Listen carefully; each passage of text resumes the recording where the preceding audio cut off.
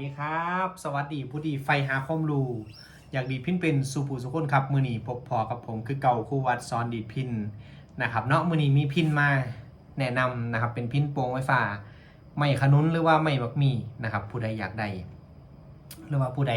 นะครับกำลังมองหาพินสวยงามนะครับจากทีมงานของเขาครับพิน101นะครับพิน101